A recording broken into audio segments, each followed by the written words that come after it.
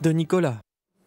Et on va prendre maintenant la direction de Salomé où nous attend notre ambassadeur de ce soir, Laurent Attagnan. J'avais sûr que j'allais me planter aussi. Les noms, c'est pas terrible aujourd'hui. Il n'est pas argentin, lui. Non, il n'est pas argentin. Il est sans doute arménien. Bonsoir Laurent, comment ça va?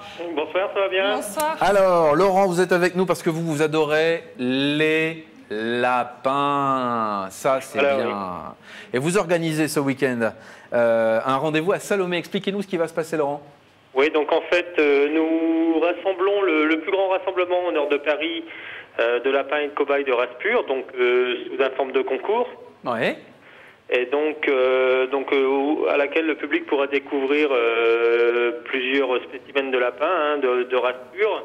Alors c'est quoi? C'est un concours de beauté? Comment ça se passe? Oui, donc en fait les sujets sont enlogés le jeudi. Le vendredi matin, il y a une opération de jugement qui se fait par des juges spécialisés. Et donc classe les meilleurs de chaque race. Donc il y a le championnat régional d'élevage également. C'est très sérieux votre affaire, hein, ça rigole pas, j'ai l'impression. Est-ce que vous avez le géant des Flandres, le fameux lapin, enfin le fameux lièvre des Flandres qui... Les races de chez nous. Voilà, un véritable géant, donc comme on le dit. Oui, voilà, donc le géant des Flandres, le lièvre belge est une race à part entière. Donc là, le géant des Flandres, c'est vraiment la race de la région, qui pèse jusqu'à 10 kilos. Et puis, là, on peut dire même que les éleveurs de la région se sont donné rendez-vous, vu que cette année, comme toutes les autres années, nous rassemblons près d'une cinquantaine de géants tous les ans, alors que dans les autres expositions, on peut en voir que quelques-uns.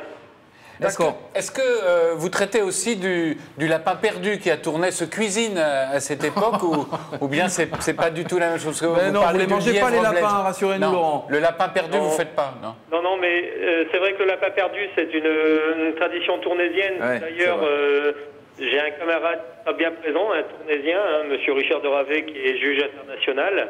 D'accord. Et qui nous a parlé aussi de cette tradition belge. C'est très bon, c'est une bonne recette. Merci beaucoup Laurent, merci. On se rappelle donc que c'est à Salomé, c'est ce week-end à la salle Cornette. Donc samedi et dimanche, l'entrée est fixée à 2 €, c'est pas bien cher. Merci Laurent, à très bientôt. À très bientôt. Bonne soirée, bonne soirée. Bah tiens, vous parliez de table, ça tombe bien, on va s'y mettre avec vous. J'ai pas de lapin, mais on peut quand même cuisiner les trucs. Elle revient avec ses trucs bio et ses pieds nus. Oui, cela dit, tout à l'heure vous avez vu que Gérald, ça peut se retrouver dans un de ces films. C'est la jardinière aux pieds nus, allez, allons-y. Il y a une femme aux pieds nus dans le prochain film. Alors, c'est les fêtes, on a tous bien mangé, on a tous bien bu, on n'en peut